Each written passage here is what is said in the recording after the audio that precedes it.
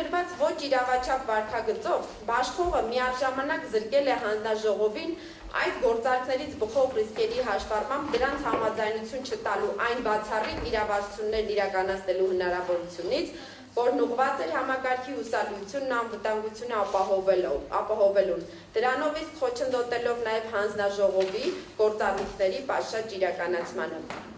Վերոնշյալի հաշվառմամբ հանձնաժողովի աշխատակազմը գտնում է, որ ընկերությունը խնդրու առարկա երաշխավորությունների տրամադրմամբ սեփականության իրավունքով իրեն պատկանող Հայաստանի Հանրապետության ամբողջ տարածքում սպառողներին էլեկտրական էներգիայի բաշխման համար նախատեսված միակ ցանցը ուղղակիորեն ծառայեցնելով իր գործունեությանն ընդհանրապես չառաջվող անձանց ֆինանսավորմանը, ընկերության հետագա գործունեության համար ստեղծել է լրջագույն ֆինանսական եւ դրանից բխող անվտանգային ռիսկեր։ Ավելին, նշված գործողությունների կատարման արդյունքում Բաշխողը, անտեսելով իրեն վերապահված բացառիկ դերից բխող կարևորագույն պատասխանատվությունը, իրականացրել է բնական մենաշնորհային համարվող բաշխման ցանցի բացարձակապես ոչ արդյունավետ, տնտեսապես չհիմնավորված կառավարում եւ շահագործում, վտանգելով նվազագույն ծախսումներով երկարաժամկետ կտրվածքում սպառողների անխափան էլեկտրամատակարարման ապահովումը, ինչն իրականացվել է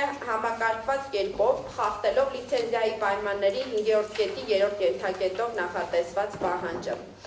Եվ 6-րդ կետ։ Բաշխման ցանցի շահագործում կառավարում արդյունավետ, տնտեսապես հիմնավորված եւ համակարգված եղանակով։ Միայն արդյունավետ բառը չի այստեղ։ Այստեղ հարկ եմ համարում ընդգծել, որ վարույթի մասնակից կողմերից եւ ոչ մեկը անդրադարձ չկատարեց այն հանգամանքին, որ ընկերությունը իր աշխատակիցներին եւ իրեն պատկանող հատուկ տեխնիկան ծառայեցրել է մասնաճյուղի սպասարկման տարածքում գործունեություն ծավալած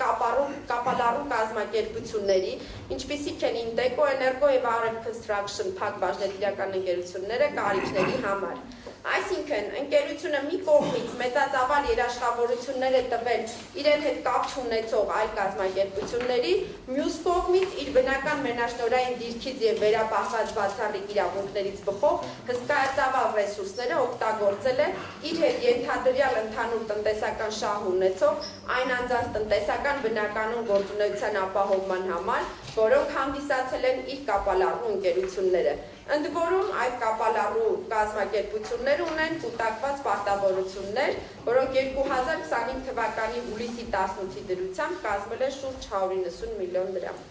Եվս մեկ անգամ ընդգծեմ, որ չհավաքագրելով դեբիտորական պարտավորությունները, ընկերությունը ռիսկի տակ է դնում իր դրամական հոսքերը եւ իր ընթացիկ գործունեության ապահովման համար ստիպված է լինում ներգրավել փոխառու միջոցներ։ Ինչ վերաբերում է ընկերության եւ Արշին փակ բաժնետիրական ընկերության միջև կնքված ընկերության հատուկ հաշվի վարման մասին պայմանագրի պայմաններին, ապա արձանագրեմ,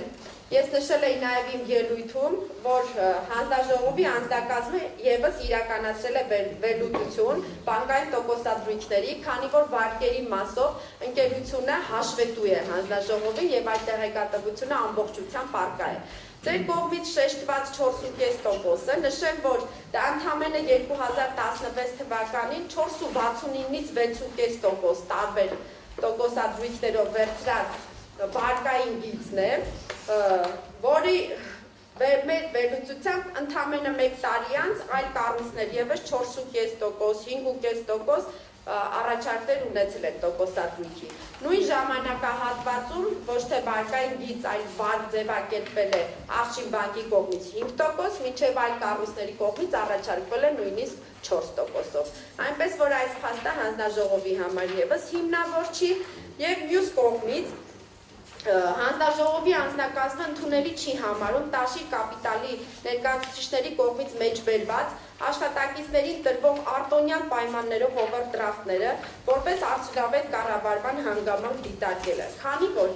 6000 կամ ավելի աշխատակիցներով ցանկացած կազմակերպության աշխատավարձային ֆոնդի շրջանառման նկատառմամբ ցանկացած բանկ կտրամադրեր նմանօրինակ, եթե ոչ ավելի լավ արտոնյալ պայմաններով օվերդրաֆտներ։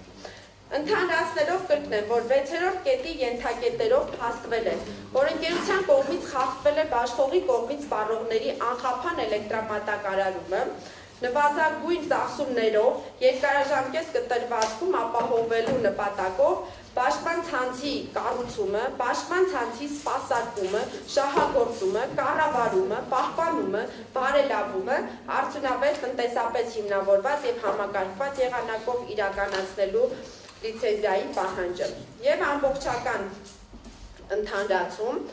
հաշվի առնելով քննարկման ընթացքում ներկայացված բոլոր հարցադրումները, դիրքորոշումները, միջնորդությունները, դրանց վերաբերյալ կայացված որոշումները եւ ելույթները հանձնաժողովի անձնակազմի կողմից եւս մեկ անգամ արձանագրելով, որ որոշման նախագծում ամրագրված թվով 6 ուղղություններով ընկերությունը թույլ է տվել այնպիսի խախտումներ, որոնք կարող էին վտանգել ամբողջ էլեկտրաէներգետիկական համակարգի հուսալիությունը եւ անվտանգությունը, կամ հանգեցրել են միլիոնավոր սպառողների իրավունքների եւ օրինական շահերի խախտման, կամ խոչընդոտել են հանձնաժողովի կարգավորման գործառույթների պատշաճ իրականացմանը, որից ելնելով առաջարկվում է խախտումներից 1-ից 5 կետերով յուրաքանչյուր կետի համար առանձին, իսկ 6-րդ կետով նախատեսված խախտումների մասով 6-ի 1 ենթակետով նախատեսված երաշխավորությունների մասով առանձին, իսկ 6-ի 2-ից 6-ի 9 ենթակետերի խախտումների մասով